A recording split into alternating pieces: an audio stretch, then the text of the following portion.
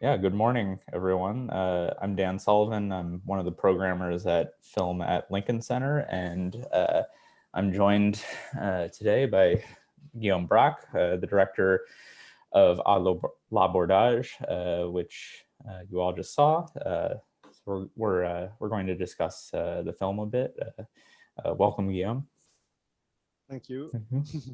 Um, so maybe we can begin by maybe talking a bit about the kind of the sort of lineage that I think L'Abordage kind of hails from. It's almost like it's something like an update of the kind of vacation film, a tradition I think here at least we kind of associate with like certain films by Eric Rohmer or Jacques Rosier.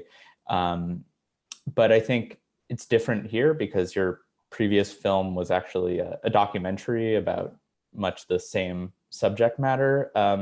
So maybe could you just tell us a bit about your kind of attraction to this setup or this scenario, the kind of vacation film?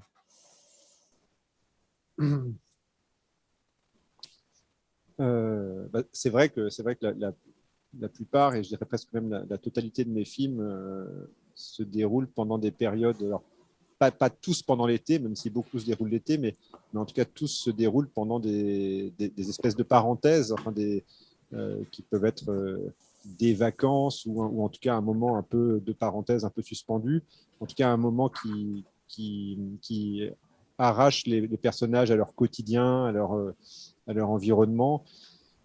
Et c'est vrai que c'est quelque chose qui m'excite toujours beaucoup de raconter comme ça assez précisément et assez intensément quelques journées durant lesquelles il se passe à la fois pas tant de choses que ça, en tout cas rien de fondamental, et à la fois où parce que les personnages sont loin de chez eux, parce que les personnages sont disponibles et ouverts à la rencontre, et ben en fait ils peuvent vivre des bouleversements intimes et en fait voilà, ils peuvent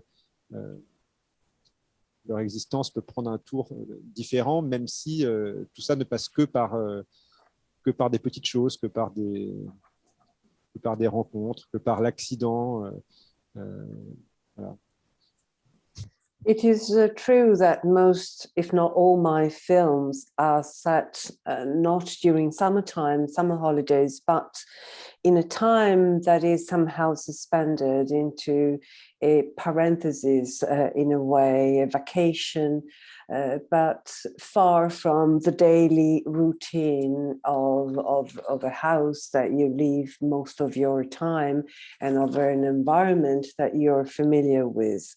And really, it excites me a great deal to tell the feelings and with precise precision and intensity of days where nothing special happens, but just the fact of being far from a familiar environment and from your home, the home you usually live, opens up my characters to an experience that can occur or cannot occur, and a sort of intensity of emotion that emotions can be upsetting in a way and can lead to a turning point in their lives. It can be something very little, an accident, a casual encounter, something that might change your life. Well, then I'd like to follow up by asking about the environment where the characters spend, where they go and where they spend most of the film. This setting or location in the south of France. Could you tell us a bit about that setting, how you sort of what drew you to it, and kind of what the significance of it is for you? Eh bien, disons que j'ai toujours eu besoin que le lieu où je tourne mon film soit un lieu avec lequel j'ai un un rapport affectif, un lieu dans lequel j'ai personnellement vécu des moments voilà, importants dans ma vie. J'ai beaucoup de mal à filmer un lieu dans lequel j'ai rien vécu du tout, en fait. Et j'ai généralement besoin de connaître le lieu avant même d'écrire l'histoire. Et c'est souvent le point de départ de mes projets. Il se trouve que le lieu, donc la Drôme, cet endroit dans le sud de la France, c'est un endroit que je ne connais pas depuis très longtemps, mais où je suis allé à plusieurs reprises les 2 années qui ont précédé le tournage. Et il se trouve que c'est là-bas que j'ai appris que j'allais avoir un enfant, être père pour la première fois de ma vie, et ce qui était évidemment un bouleversement intime assez immense. Et en fait, voilà, ce lieu a pris une sorte d'aura un peu spéciale, un peu magique, et j'y ai beaucoup repensé. Et en fait, presque naturellement, je me suis mis à écrire l'histoire dans ce lieu-là, avec en plus l'idée dans un coin de ma tête que ma fille, qui était née entre-temps, pourrait être dans le film et qu'on pourrait du coup retourner ensemble là-bas. Donc en fait, voilà, j'ai filmé ma fille, et puis l'été d'après, encore une fois que le film a été fini, on est retourné passer des vacances sur les lieux du tournage. Donc voilà, c'est un lieu maintenant très important pour moi. Voilà. It is true that I need to have lived in a place in order to be able to use it as a location for my films. I need to have developed an intimate connection. I need to have lived there, something that is important for my feelings and my emotions. I would have really a hard time in shooting a film in a place that I'm not familiar with. And very often it is the location itself that is the starting point for developing a story. And in the case of this area in the south of France, La Drôme is a place that I only recently discovered. I went there a couple of times in the 2 previous years to the shoot, and it's the place where I learned that I was to become a father for the first time in my life. And therefore, it was, the backdrop and the theater for a revolution, a personal revolution of mine and of my private life. And it took a sort of magic aura, so much so that when I was writing the story and decided to set it there, I thought that maybe my little girl that had been born in the meantime could be able to act in the film and therefore go back to where her origins are, so to speak, which is what I did. She's in the film, and we managed to go back there for the shoot and for holidays after. Yeah, you brought up the writing of the film, the kind of the genesis of the narrative in the film, and it might, yeah, and it sounds like it came about from this encounter with this sustained encounter with the location, but it's all, one also has the sense that the narrative probably also emerged from your encounter with the actors who you cast in the film. It has a very remarkable ensemble cast, and I believe they're either students or recent graduates of the National Academy of Dramatic Arts. Is that correct? Oui, en fait, évidemment, je parle du lieu, mais le vrai point de départ du film, c'est la proposition qui m'a été faite par la directrice du Conservatoire national supérieur d'art dramatique de Paris, donc qui est une grande école qui forme des comédiens, plutôt des comédiens de théâtre, mais aussi des comédiens de cinéma. Et ce qui m'a été proposé, c'est d'écrire un film de fiction pour eux, pour une douzaine d'entre eux, qui pour la plupart n'avaient jamais fait de cinéma et n'avaient pas véritablement d'expérience du jeu devant la caméra. Et j'avais à peu près 1 an devant moi pour les rencontrer, pour travailler avec eux. Déjà pour en choisir un certain nombre, parce que je devais en choisir justement une douzaine parmi une promotion de 30 étudiants. Et j'ai vraiment écrit le film pour eux. Et le film est, je dirais, quelque part à mi-chemin entre la fiction et le documentaire, parce que j'ai été très, très nourri par les rencontres. Enfin, j'ai rencontré, évidemment collectivement, mais aussi individuellement chaque acteur.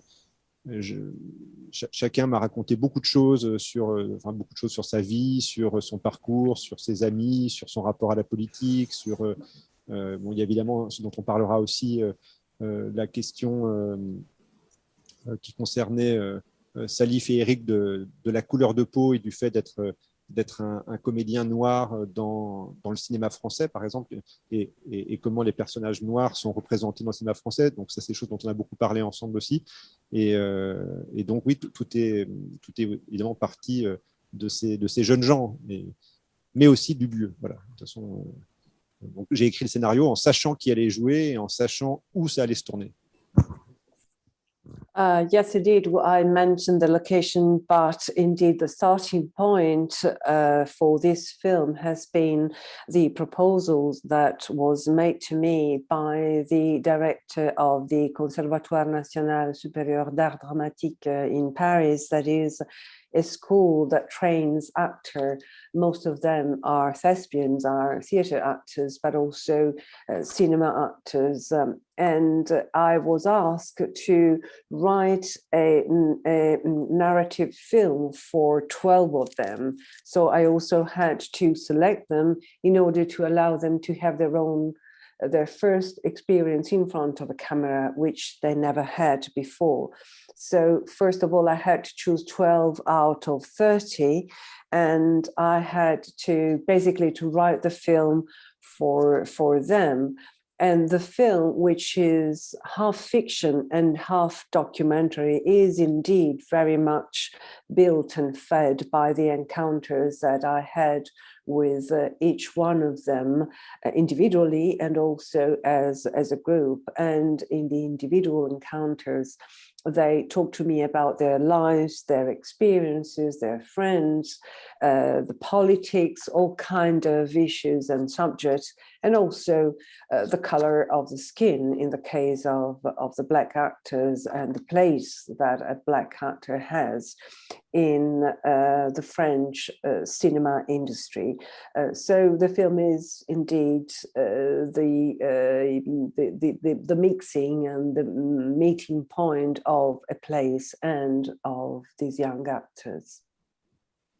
Yeah, yeah, I'd like to talk a bit about, or to focus a bit on this the kind of political dimension of the film, particularly since it sounds like it came about through your collaboration with the actors. The film politics in the film are very, very interesting. I think there are many kinds of tensions or what have you are present, although they're handled in this very, it's not like I don't know. You handle everything quite differently, I think, than perhaps we've seen in other films that are evoking like class, race, generational conflict, perhaps like geographic tension between like the city and the countryside, and so on. But I was just hoping we could get into a little bit like what these political questions that you were sort of working through with the cast were like. As I said, class enters into the film. Alma, the girl they pursue to the countryside, her family seems quite bourgeois.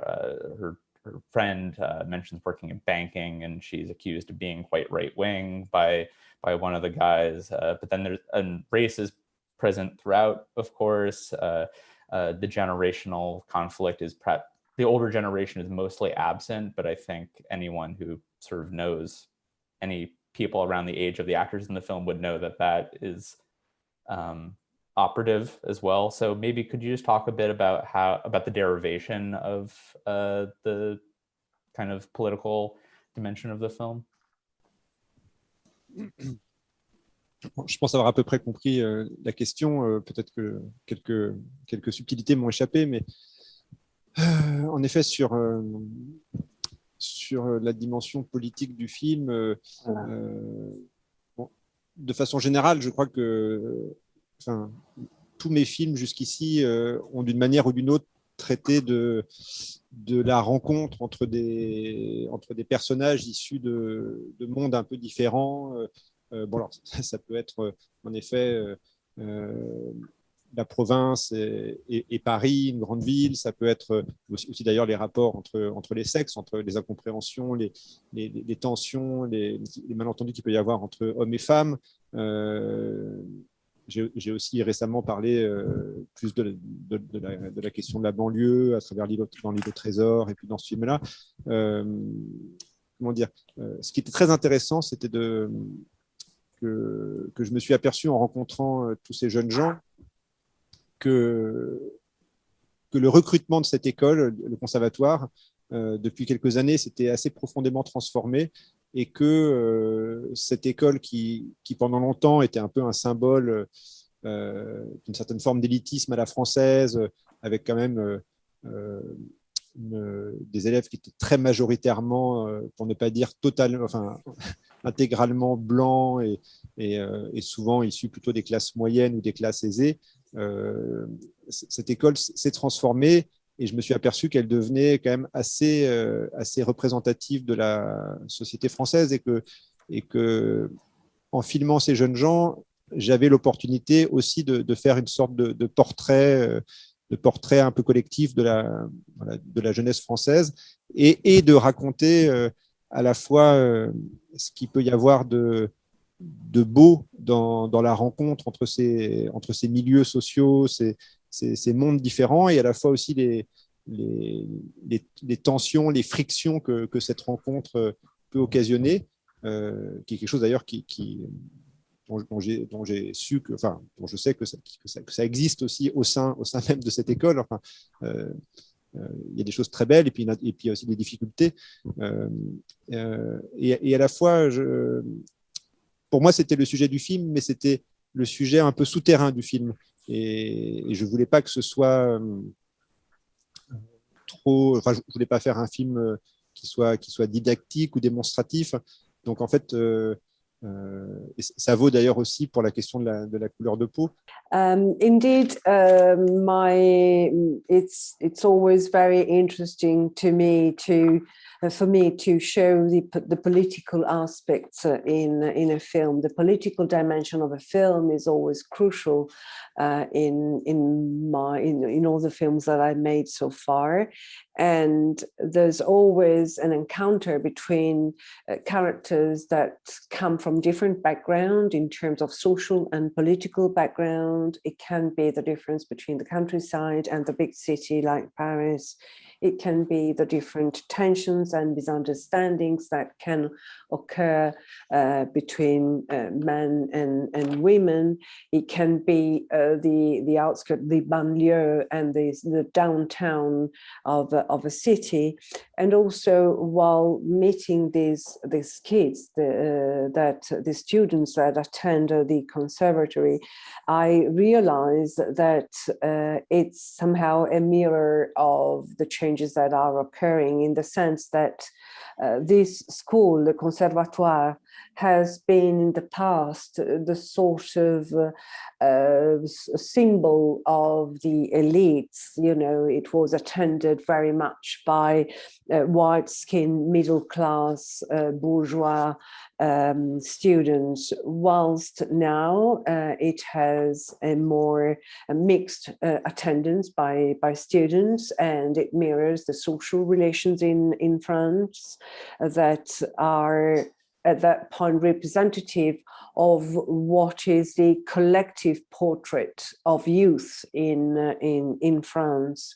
And it has its beauties and also its tension. You know, when two different environments meet, something very beautiful can occur, but also tensions and frictions. And I know that those same tensions and frictions that exist in real life also exist within the walls of the school that they attend.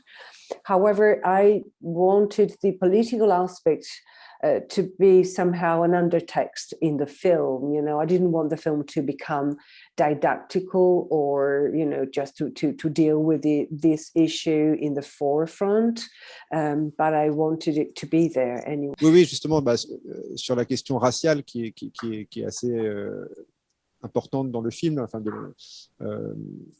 je pourrais donner un exemple. C'est quand j'ai rencontré le comédien principal qui s'appelle Eric Nguyen Chang.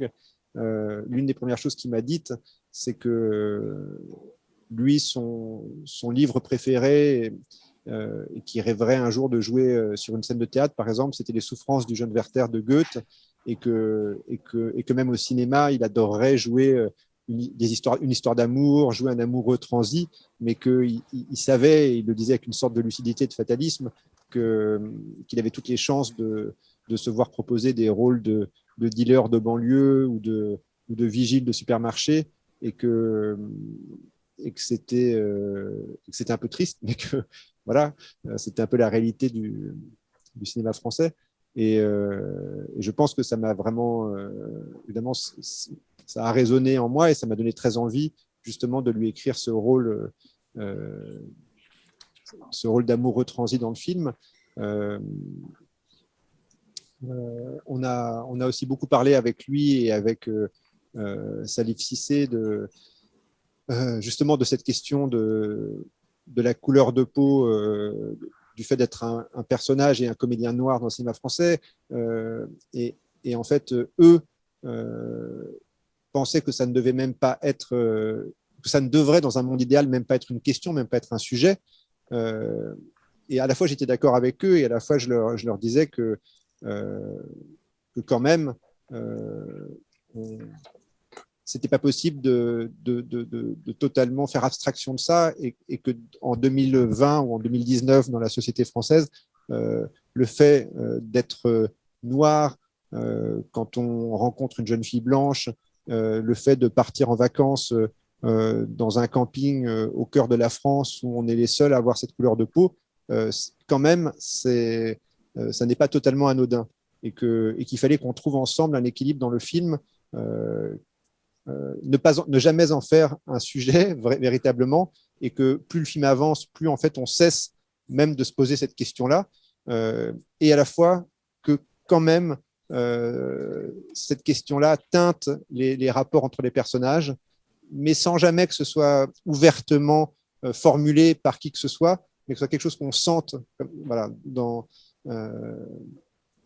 peut-être pas tout au long du film, mais en tout cas dans tout le démarrage du film, évidemment que la relation avec Édouard, le jeune chauffeur Blablacar, par exemple, leur chauffeur, bien sûr que le regard qu'ils portent sur eux au départ est certainement teinté par le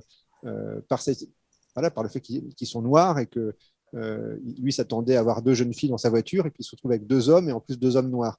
Évidemment, il ne le dira jamais et ça n'est jamais formulé, mais c'est quelque chose qui existe.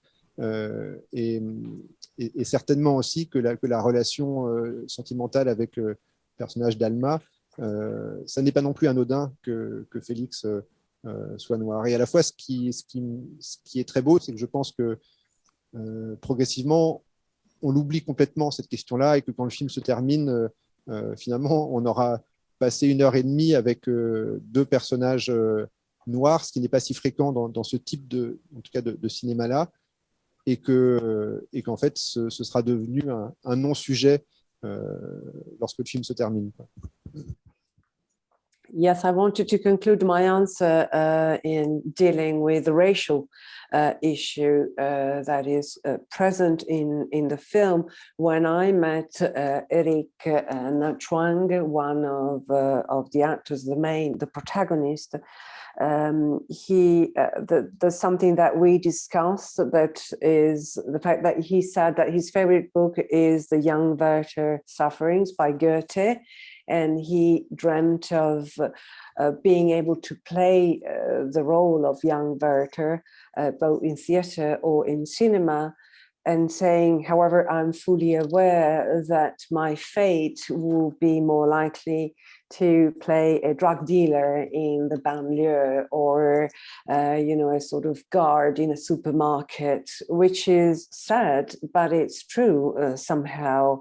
And still today in French cinema, that is the situation, which shouldn't be like that in a way. And I was very happy to be able to write the role of these two Black boys as if the color of their skin were not an issue. I mean, it is an issue, but it's not something that is openly discussed in the film. I wanted the fact that nowadays we're living in the 21st century, and ideally, in the perfect world, it wouldn't be an issue at all, both in our normal life and in theater and in cinema. But it's impossible for it to be an issue in a way. And I decided whilst making the film that it had to become natural, as it should be natural in our life, for a Black boy to have a relation with a white girl. It's something that occurs all the time. There has to be a very delicate balance in the film, although it's not so ordinary, as it's not normal, it's not natural for two Black boys to be camping in the south of France in that kind of context. And we know that she's a sort of middle class. It's even stranger.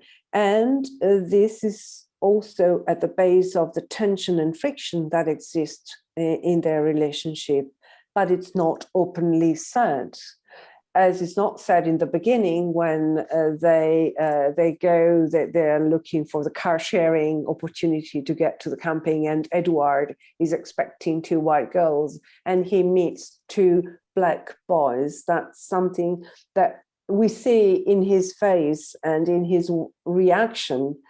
That is because they're Black, not only because they're boys and he was expecting girls, but it's something that is not openly said. My wish is for the audience to see this film and 90 minutes afterwards saying that thinking that there were two Black boys and that was not an issue. Then since we're almost out of time, I wanted to talk about your collaboration with your cinematographer. I think the camera work in the film, or the cinematography in the film, is quite nimble. I think by design to kind of match perhaps some of the spontaneity and so on of what the characters are going through. But it also occurred to me that the fact that you just made a documentary perhaps entered into sort of your visual conception of the film. So maybe, and I think you'd worked with this cinematographer before on Tonnerre, I believe, right? J'ai travaillé avec Alan Guichawa, le chef opérateur, sur Conte de juillet, et il était assistant caméra sur Un monde sans femme et Tonnerre. Donc voilà. Right. Oui, alors pour répondre à votre question, il y a plusieurs choses à dire.